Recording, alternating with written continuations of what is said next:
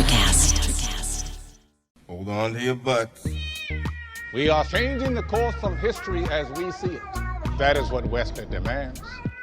Now, this affects Iris. Iris, where are you?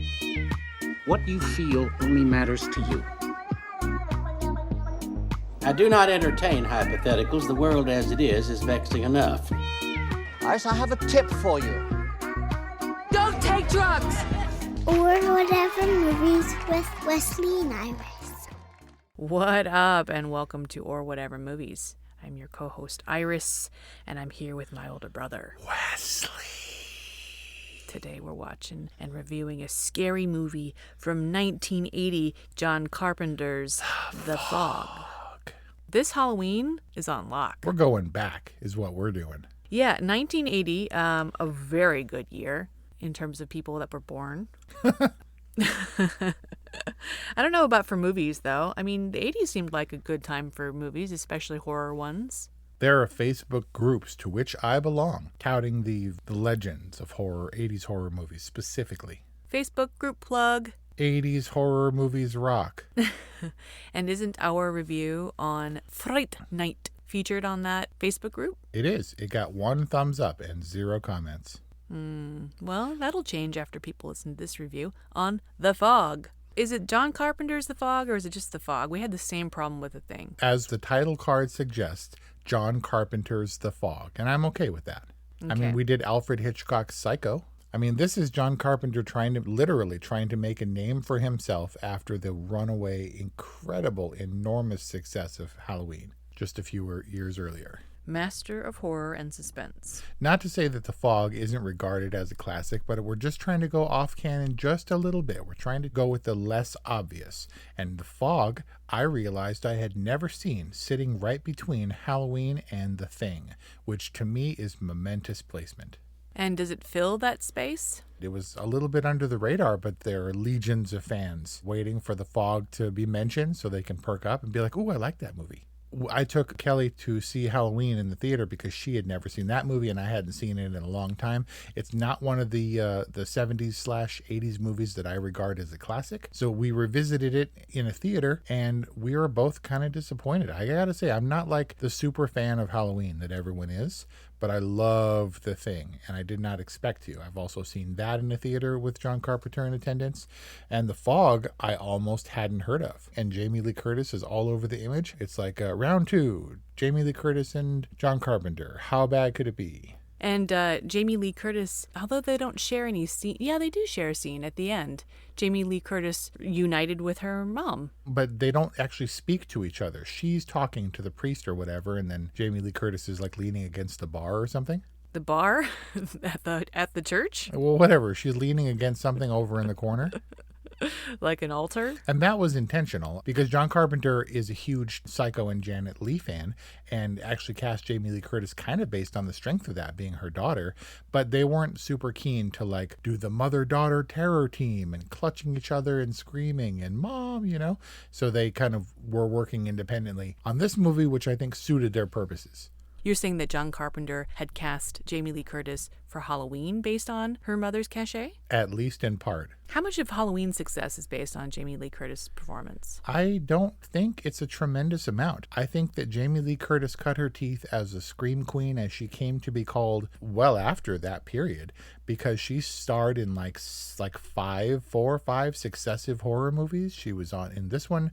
She was in Halloween. She was in The Fog, and then she was in Prom Night, and also like Mystery Meat Train or something, or Night Train or something. Oh my God. And then she made what she calls the first deliberate decision of her career, which is to be like, I don't want to be this person forever, so let me do other things, try other things. So maybe she was capitalizing off of her mom's renown, getting her feet under her in the acting world, and then she diversified. Yep, and not to say that she turned her nose up at horror movies, because this generation probably knows her best for the modern Halloween, the 2018 movie, which has 2 sequels.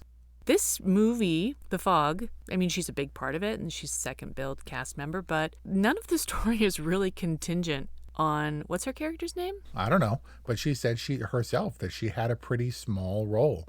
And of course, because of the success of Halloween, despite her relatively limited role, they're like, let's get her, and a poster up against the door, the fog. And it was terrifying. She's a hitchhiker. She picks up this dude. Well, he picks her up first, and then she picks up him.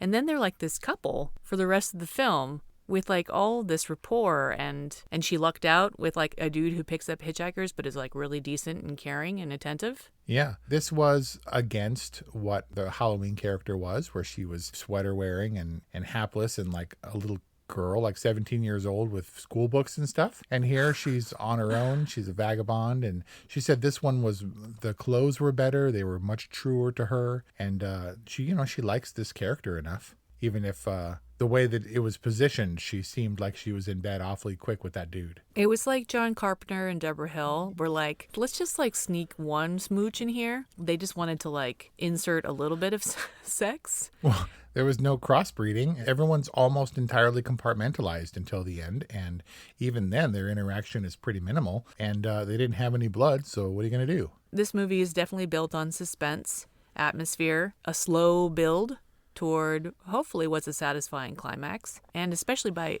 today's standards, not a lot of on-screen violence. Not salacious. Not a drop of blood, in fact, that Kelly and I could find. Interesting. But lighthouses are scary.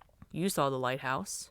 I saw the lighthouse. Yeah. Lighthouses are inherently kind of scary. The fog itself wasn't the menace. There was something in the fog, as many people said throughout the course of this film. The fog is the transportation for the crew of the Dane. So that's how they get around. And but the fog is pretty indiscriminate. The fog and the curse, they want to claim 6 lives. It doesn't necessarily mean 6 specific lives or 6 lives that were responsible in any way for the tragedy that happened 100 years prior. No, because they come after Hal Holbrook. They seem to like, all right, let's back off and give them an illusion of safety, and then we're coming back for him. We're going to chop him up. And he was the ancestor. But did it come for him specifically, or was it just coming for the church? Like, on the radio, she's like, the only safe place is the church. Go to the church. Go to the top of the hill. Well, how did she reckon that? Because she had visibility from her vantage point at the lighthouse, I guess. Was it like blanketing all of Antonio Bay and making its way up to the peak, like the highest point? You can't see, but I'm like moving my hands to come up and like cover thing. Or was it like it was like a discrete piece and it was like moving, and like she was saying like to stay out of its path or whatever, go to the Yeah, it went church where it wanted, and it was deliberate in its movement. That may have been lost a little bit by the limited special effects. They did a lot of scenes where the fog creeps into a room, very specifically targeting people. And then they discovered, particularly in the lighthouse scene where the dead guy is chasing Adrienne Barbeau around the top of the lighthouse, they found that they couldn't get the fog to creep out of the room. They can get it to come in, but not out. And so they were like, hey, can you do the thing where you act in reverse? Oh, no way. Like Tenet style? Right. She acted in reverse and like rolled around and stuff, and they pumped the fog in, and then it looks natural. Look, I guess. And it must be good because I didn't even notice. And the fog is supposed to creep out of the room. And so it didn't cover everything. As we saw in the little, like the house on the stilts or whatever, it like envelops the house where the boy is with the caretaker lady, Adrienne Barbeau's son. And then once that lady is taken out and he's all hiding, then whoosh, then the fog is gone. We talked a lot about practical effects in The Thing, but sometimes they're just better. Like to find a practical solution to the fog creeping out. Absolutely. I think practical effects are great. They have to be done well. And I can't imagine that they would cost more than digital stuff, but maybe they will. They always seem like they're more effective to me. But, in the 80s, they didn't really have a choice. And this was also not a high budget movie. They were somewhat limited, and it certainly looks dated to me. But they're doing the best they can. John Carpenter and Deborah Hill doing this little movie kind of on their own. What's their history? I actually find the making of this movie and its stories just as entertaining as the movie itself. John Carpenter and Deborah Hill were married for Halloween, and Jamie Lee Curtis was like she called them her movie parents. And then so flash forward to The Fog. John Carpenter and Deborah Hill decide that they're going to get divorced. So Jamie Lee Curtis goes up to their house and they break the news to her and she cries. And then they're like, hey, but we're going to make The Fog and it's going to star you, our movie daughter, and your real mom, along with your divorced parents and your divorced parents' movie dad's new wife, Adrienne Barbeau. So it's like this Blended family. Right? It's like a modern family of movie making for independent cinema. And then everyone is kind of compartmentalized. It's not to say that there were issues, but Deborah Hill has to watch Adrienne Barbeau, her ex-husband's new wife, run around and be the Scream Queen. And I don't know if you recall, but Adrienne Barbeau, hella Scream Queen in her, well, that's hard to say. Try it. Hella Scream Queen. Hella Scream Queen in her own right. Not only this, but Swamp Thing and Creep Show. Man, Adrienne Barbeau is the bomb. And that was probably in no small part to John Carpenter, too. I'm not sure about her history before this movie in particular. So an interesting process, and they ran around for no money. And even the fight at the lighthouse, to my understanding, all of this was added in reshoots. Because they shot this movie and they were like, the fog is creepy. Ooh. And they got back into post and it was like an hour long or an hour and 20 minutes long or something. And they're like, this is not enough. It's not scary. This is crap. Uh-oh. Yeah. So they went back out, her scrambling around on the top of the lighthouse while the two dead dudes are after her, all shot after the fact. Does Adrienne Barbeau get hooked in the neck? Yep. Well, no, she gets like hooked in the shoulder or something. She's all right. She's a Scream Queen. Yeah, it looked like she got like poked in the neck, and I was like, how is she still fighting off these two? Yeah, I totally thought she was dead. What do you think of the faceless monster? I, as a concept, love this kind of creature. The faceless, slow-moving, it follows type. And as much as I think that it doesn't make sense, the red eyes, I love it. One of the producers said, anytime you see a really tight close-up, it's probably something that they added in the reshoots. It feels kind of cheesy 80s horror, but it was deliberately constructed this way out of necessity that I find interesting. And I think that The Fog feels more fun and less scary because of the dramatic irony. We're not solely coming at the horror and the menace from the character's point of view. We kind of understand a little bit more than they do about what's going on and the menace that they're facing. And so it feels more fun that way when a horror movie gives a little dramatic irony and you can see the story progressing from both sides. So in that way, it feels fun, but it seems to me like John Carpenter has a vision that's already there. Like even in just the opening shot with the pocket watch and the reveal of the kids by the fire, and then this really very confident, basically one-shot take on our storyteller, and then the pan up into the darkness and into the city. Again, I'm using hand motions here that you can't see. I'm big on openings, and it communicated to me that this was a filmmaker with vision. Man, now I gotta crush it. Uh-oh. John Carpenter comes with his vision, and it's exactly what's intended to be put on screen, except that whole thing was added hastily in the reshoots. What? They got John Houseman, and they're like, we need more footage. We need to draw it out. So that whole fairy tale bedtime story watch thing with the old sea dog, that's all added later. No. Never part of the original script. Look it up, man. You don't have to have vision like neatly laid out in advance. Vision can come together piecemeal or at the end. It's true, and maybe out of necessity, but this is feedback that he's getting. It's not scary. Maybe there was less cohesion in the storytelling and the tale of the ship and the wronged sailors and things and being run aground and with the campfires, and so it bolsters it and it helps. But we go from the most analog scene ever with him telling these kids a bedtime story, and it really does help firmly plant us in the base of this story. We understand when these things come out of the fog what they're doing, or at least what their motives are. And then we go to the most digital stuff ever, where for some reason the fog is really into electronics, and it makes car horns beep and it makes stuff go off, and you're like, what's happening? I don't know. It's the fog, man. By far the most dated parts of the film, but kind of curiosities at this point. Like, how many people are watching this and they're like, what are those weird phones and boxes all lit up? Right? The bank of public phone booths that are ringing off the hook. The old gas pump with the super analog ticker and bell. Wasn't it like a roll ticker? Yeah, it was like a roll ticker, and every time it cleared a buck or something, it was like bing, bing, bing. Or maybe it was a gallon, like who knows? It's like, what? It was so analog-y and kind of cool. Why does the fog do it? And if the fog can control machines, why do the zombie pirates resort to like boat hooks? They were like, what's this new stuff? What is this technology that's all around town that had no bearing on our lives? Because this is a story from the olden times. Right now, Antonio Bay is taken over by all this machinery. Let's mess with that. They're just curious. They're messing around, like E.T. or something. What are the ghouls or gremlins that are just like naughty called? Poltergeist? Yes, poltergeist. Life is hard, but finding a really great podcast makes the days go by so much easier.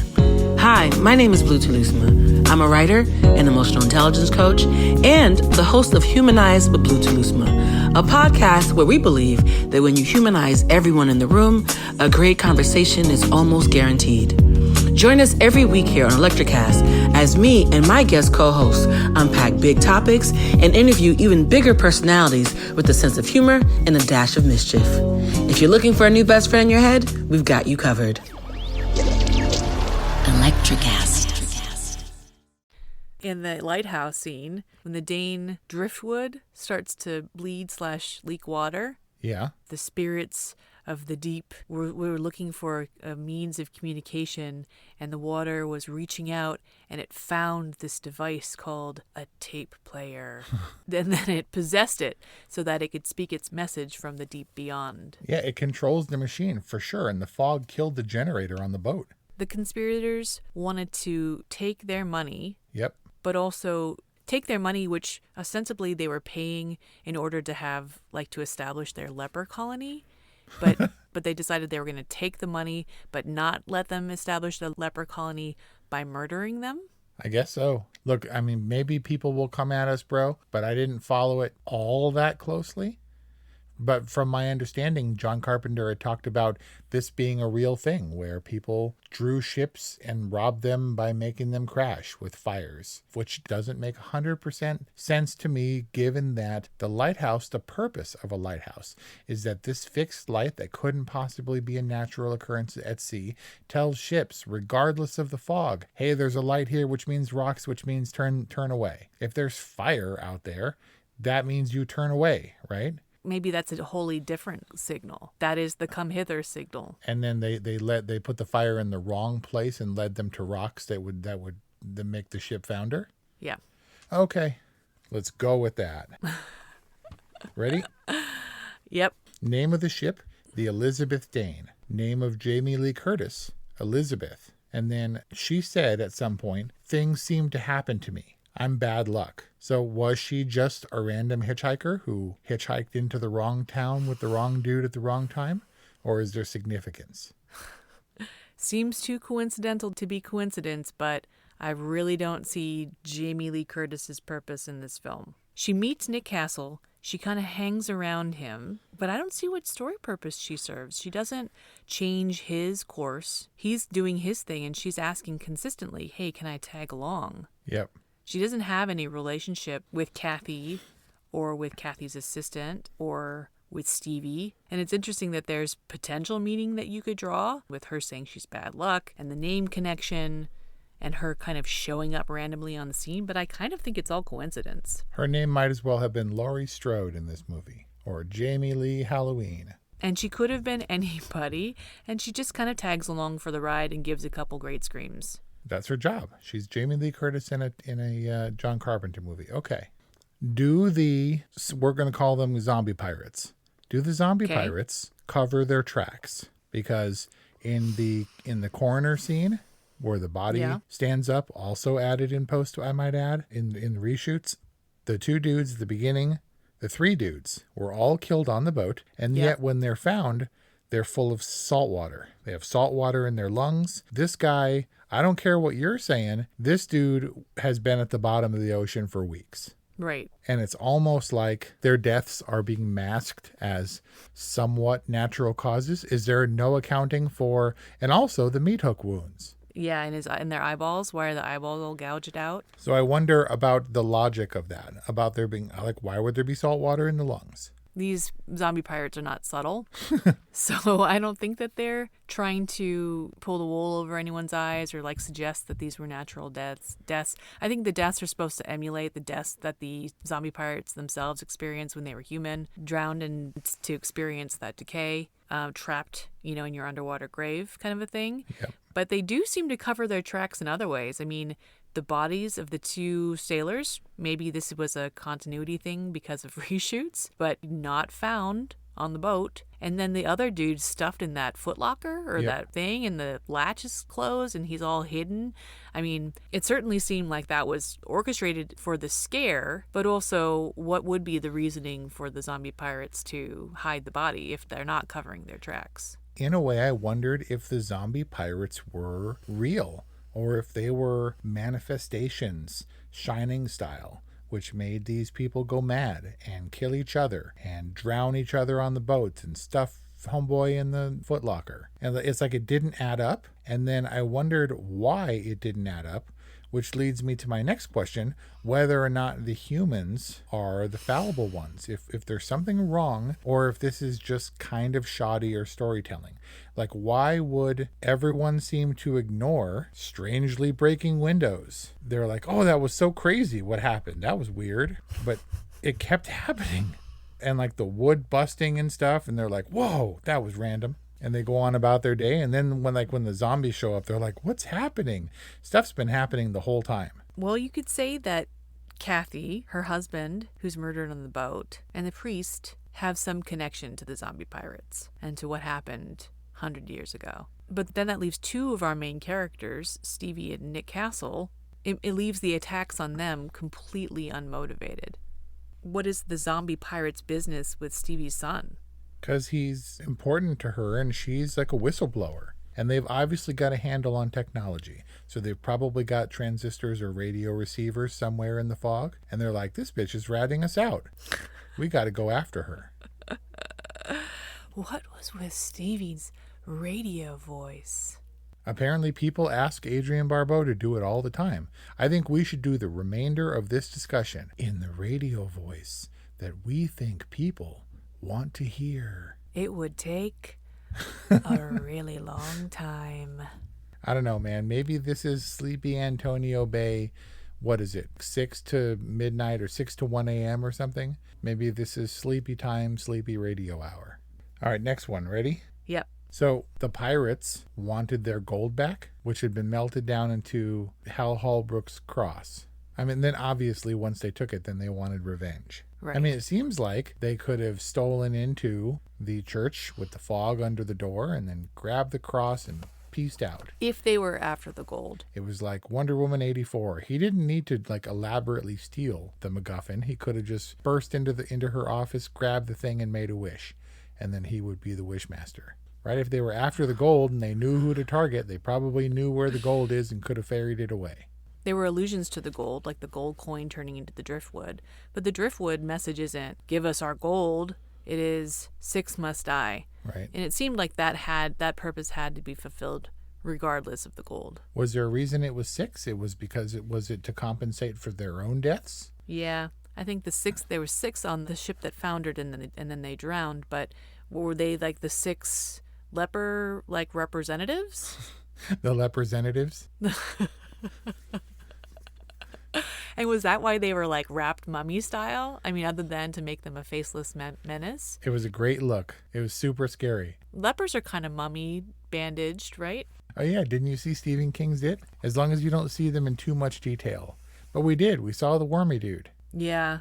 There was a thing in Rogue One, and if you haven't seen Rogue One, skip ahead about 30 seconds, where, do you remember when they're trying to get off the ship, and all of a sudden everything goes dark? And then you hear Darth Vader breathing, and then the lightsaber illuminates his silhouette, and then he kills everyone. Remember this? Okay. And everyone's like, that was the coolest scene I've ever seen. The point I'm making is the lights in his chest panel, basically his life support system was turned off. It was pitch black until his lightsaber turns on, which means Darth Vader deliberately turned off all his chest panel lights and his entire life support system for that dramatic entrance, which is like the most dramatic drama queen thing ever. And so I think for these pirates, I think they needed the fog. and it creeps in all slowly, and people are filled with terror, and cold runs through their veins, and then bwah, they're there with their red eyes and stuff. Super dramatic. They were like rockstar lepers. Yeah, they're like zombie pirates with a lot of flair. Right? And the fog is creepy. I don't know why there's lights in it or whatever, because otherwise you can't really see a creeping fog in the dark. All fine, all necessity. But then when that score kicks in, I got a happy, fuzzy feeling. I was like, this is the most John Carpenter score ever. John Carpenter fog and the red eyes and the 80s horror conventions, and it's cool, but also then it's kind of cheesy and dated. It's like a weird curiosity that made me both happy and disappointed because it looks kind of terrible. Like, it's so cheesy. They may be cheesy and they may be 80s, but they're not tongue-in-cheek. They're not meant to be ironic. This was meant to be scary. And I think it's that ownership that make them so great. John Carpenter is nothing if not earnest. He really wants to be all in, a consummate filmmaker, and he just carries more cheese with him than some of the other directors. But that doesn't mean that stinky cheese even doesn't make some great dishes once in a while. I like stinky cheese. So The Fog, like you said, out between Halloween and The Thing. Maybe you can't measure them against John Carpenter's other films, but what did you think about The Fog? Admittedly, I can sometimes be something of a hypocrite. Come at me, bro. I don't care. This is my movie podcast, our movie podcast. I hold certain other films to rigorous standards, and some others I give a little bit of leeway. In particular, we talked about genre pictures and how within the scope of a genre, this is a satisfying piece, even if it doesn't move the needle in terms of overall movie making. I was shocked to find how many people are devotees of The Fog, calling it, in fact, the scariest movie that they have ever seen.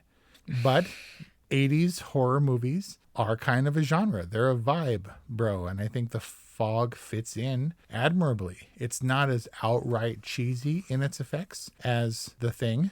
It's scarier, I think, than Halloween, but also like a more fun scary, because I think the seriousness that Halloween strode for is, get it, Laurie Strode? Oh, God, terrible joke. Wow.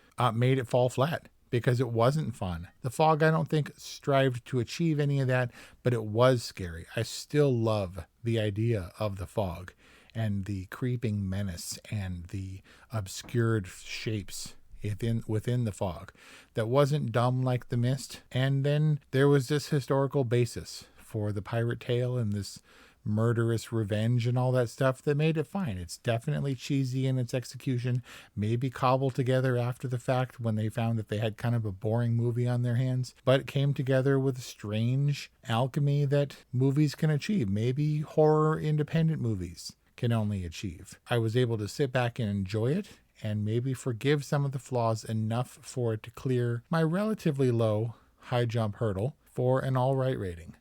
That seems pretty generous. You seem like in a generous kind of Halloween kind of spirit. Yeah. I like scary, not quite seen creatures with red eyes, and pirates are cool, and fog is scary. It was moody. It was creepy. It was atmospheric. Fog is cool. Pirates are cool. But it didn't scare me. I mean, I guess maybe I jumped a little bit when the footlocker bursts open and the body basically falls on Jamie Lee Curtis, and she's all shaken up in the doctor's office, and they like do that thing where they like want to spare her.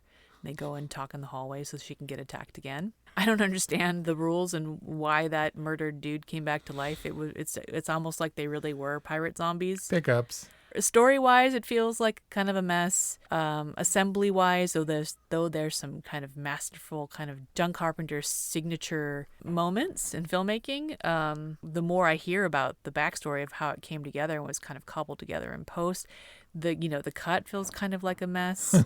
Like, as fun as it was, I think I'm gonna have to go with The Fog as a boring. Man. Well, you can't be faulted for that, because I was a little bit on the fence. And strangely enough, a contributing factor to my review is how I regard the movie days after. I actually watched it several days ago, and I have a strangely warm and fuzzy feeling about it.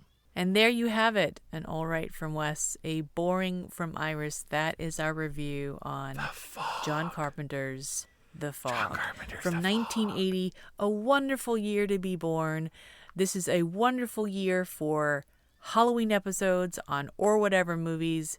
818-835-0473 is our hotline, orwhatevermovies.com. orwhatevermovies@gmail.com is our email address. Let us know what you think about The Fog. And we'll see you next time. Hi, I'm Melissa Godet, host of her Extraordinary Life by Design podcast, where we celebrate women who are shaping their lives one extraordinary day at a time. I speak with women from all over the world about what they do and how they are passionately pursuing their dreams and creating meaningful impacts on their communities. So come join us and learn about all there is to learn about these extraordinary women. Electricast. Welcome to Tuning Into Sound Wellbeing, where we harmonise your mind, body and soul. I'm Amanda, your sound therapy expert. And I'm Stephen, the curious explorer uncovering the mysteries of sound. Together we explore vibrations, frequencies and the power of sound therapy and tuning forks. Discover ancient wisdom, reduce stress and tune into a healthier life. Subscribe to Tuning Into Sound Wellbeing today.